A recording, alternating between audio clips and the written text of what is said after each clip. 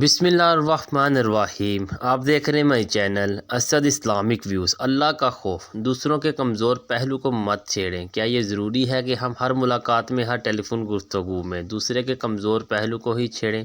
تمہاری بچی کا ابھی تک رشتہ کیوں نہیں ہوا؟ بچے کو نوکری کیوں نہیں ملی؟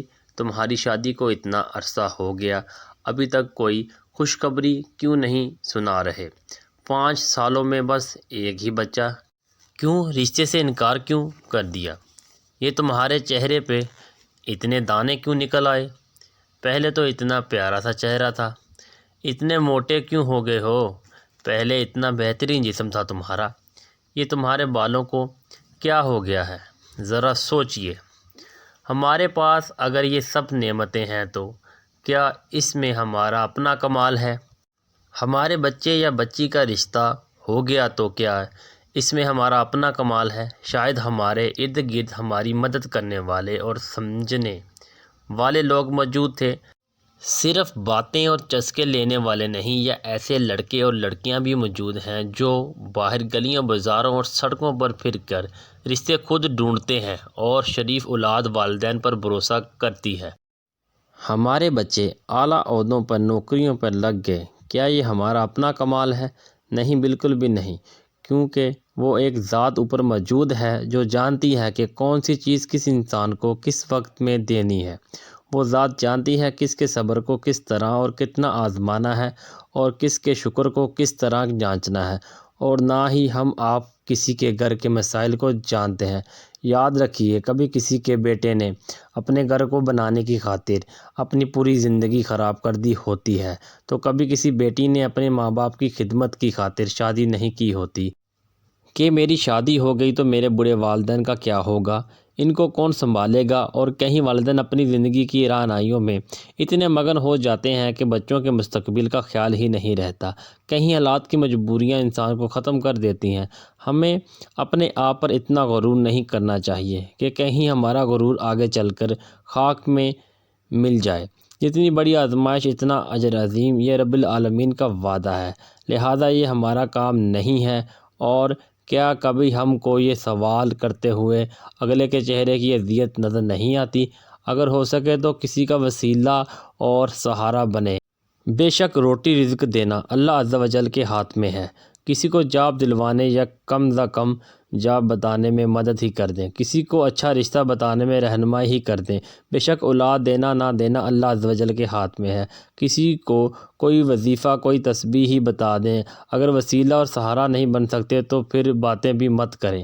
کیا ایسے کمزور شخص کی بے بسی ہم دیکھتے نہیں؟ یقیناً کمزوریاں سب کو نظر آتی ہوں گی، لیکن کچھ لوگ محض اپنے چسکے اور اپنے دل کی فضول ترین تسکین کے لیے ایسا کرتے ہیں۔ کسی بھی بچے کے منفی پہلوؤں کو کبھی بھی نہیں اچھالنا چاہیے، نہ ایسی چیزوں کے بارے میں سوال کرنے چاہیے جن کا تعلق انسان کی قسمت کے ساتھ ہوتا ہے۔ رشتہ کیوں نہیں ہو رہا؟ کیوں ٹوٹ گیا؟ نوکری نہیں ملی؟ میرے سامنے بیٹھ کے جب کوئی دوسرا اس معاملے کے بارے میں سوال و جواب کرتا ہے تو سامنے والے چہرے کی اذیت نہیں دیکھی جاتی۔ سوال کرنے والا اتنا بے حس کیوں ہو جاتا ہے؟ اگر ان سب چیزوں کا دباؤ ہوتے ہوئے بھی ہم سے کوئی ملاقات کرنے آ جائے یا ہم سے فون پر رابطہ کر لے تو یہ بات ضروری نہیں ہے کہ ہم اس ذہنی دباؤ میں اضافے کا ہی باعث بنیں۔ ہو سکتا ہے اس نے اپنا ذہنی تناؤ کو ختم کرنے کے لیے ملاقات رکھی ہو یا فون کیا ہو۔ براہ کرم دوسروں کی تکلیف کا باعث مت بنیں، کسی کو جھوٹی تسلیاں مت دیں، یا اپنا ذاتی مفاد اٹھانے کے لیے اس کو جھوٹی امیدیں مت دلائیں۔ اپنی زندگی بہتر بنانے کے لیے دوسروں کی زندگیوں کو تباہ مت کریں۔ جب تک کوئی خود ہم سے اپنا مسئلہ بیان نہ کرے، کسی کی زندگی کے نازک مسائل کو نہیں چھیڑنا چاہیے۔ ہر ملاقات میں ایک ہی سوال نہیں کرنے چاہیے۔ رشتہ نہیں ہوا، بچہ نہیں ہوا، نوکری نہیں ملی، گھر نہیں خریدا، ابھی تک سواری نہیں ہے، وغیرہ وغیرہ۔ ہم کو عقل استعمال کرنا چاہیے اور سوچنا چاہیے کہ جو بھی ہوگا ہم کو وہ خود بتا دے گا۔ بار بار پوچھنے کا مقصد، اگر ہمارے ساتھ ایسا کوئی مسئلہ نہیں ہے تو سوالات کرنے سے پہلے اپنی ذات کو خود اس کی جگہ پر رکھ کے سوچئے، شاید ہم کچھ سمجھ پائیں۔ دوسروں کی مدد کریں، صرف باتیں نہیں کریں۔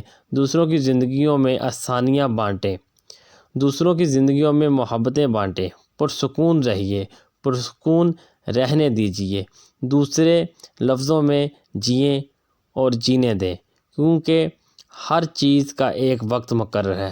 اسد اسلامک ویوز ویڈیو کو شیئر لازمی کریں، ایک بار درود شریف پڑھ لیں۔ آپ کو ہماری ویڈیو کیسی لگی ضرور بتائیے گا۔ ملتے ہیں نیکسٹ ویڈیو میں۔ اللہ نگہبان۔